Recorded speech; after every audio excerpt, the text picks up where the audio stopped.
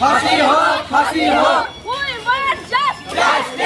নারীদের সুরক্ষা দাও, সুরক্ষা দাও। সিবিআই তাড়াতাড়ি We want justice. We want justice. We want justice. We want justice. We want justice. We want justice. ফাঁসি চাই, ফাঁসি চাই, ফাঁসি চাই, ফাঁসি চাই, ফাঁসি চাই, ফাঁসি চাই, ফাঁসি চাই, ফাঁসি চাই, ফাঁসি চাই, ফাঁসি চাই। We want justice. We want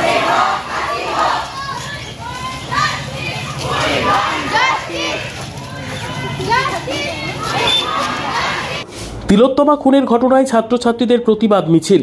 যে ঘটনা নিয়ে গোটা দেশ উত্তাল, সেই ঘটনার প্রতিবাদে উই ওয়ান্ট জাস্টিস স্লোগান তুলে তরুণী চিকিৎসক খুনের ঘটনায় প্রকৃত দোষীদের শাস্তির দাবিতে এবারে পথে নামল কলেজের ছাত্রছাত্রীরা।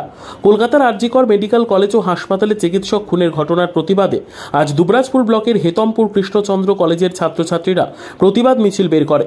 এই মিছিল কলেজ প্রাঙ্গণ থেকে শুরু করে হেতমপুর বাসস্ট্যান্ড পর্যন্ত পৌঁছয়, তারপর পুনরায় কলেজে ফিরে আসে। এই প্রতিবাদ মিছিলে 1000-এরও বেশি ছাত্রছাত্রী যোগদান করে। এদিন কলেজ প্রাঙ্গণে তরুণী চিকিৎসকের আত্মার শান্তি কামনার জন্য 1 মিনিট নীরবতা পালন করে ছাত্রছাত্রীরা। তাদের সিবিআই এর কাছে একটাই দাবি, যারাই ন্যক্কারজনক ঘটনা ঘটিয়েছে তাদের অবিলম্বে গ্রেফতার করা হোক। পাশাপাশি তাদের ফাঁসির দাবিতে আজ তারা এই প্রতিবাদ মিছিল বের করে।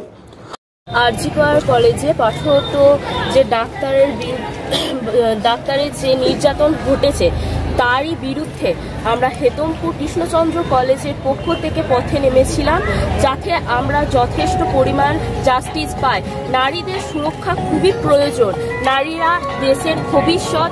একজন পুরুষও জন্মগ্রহণ করে নারীর কাছ থেকে, তাই আমাদের সুরক্ষা দান করতে হবে। এটা সরকারকে এবং সকল পরিষেবা যারা আমাদের মাথার উপর রয়েছেন তাদেরকে বুঝতে হবে, আমাদেরকে সুরক্ষা দান করতে হবে। আমরা যেন যথাযথ জাস্টিস পাই, তার জন্য সিবিআইকে তাড়াতাড়ি তদন্ত শেষ করে মেয়ের মা বাবা এবং আমাদের সকল নারী জাতিকে জাস্টিস পাইয়ে যেতে হবে। কারণ কালো ব্যাচটি আমাদের দেখানো যে আমরা কতটা শোকাহত হয়ে পড়েছি। নারী ছাড়া আমাদের দেশ যে বা গোটা ভবিষ্যৎ যে অন্ধকার, তারই একটা প্রতীক হিসাবে আমরা কালো ব্যান্ডটি হাতে নিয়েছি এবং দাদারা সেটা মাথায় গ্রহণ করেছে, সেটা বোঝানোর জন্য যে নারীরা গুরুত্বপূর্ণ, নারীরা দেশের শিকড়, ভবিষ্যতের শিকড়।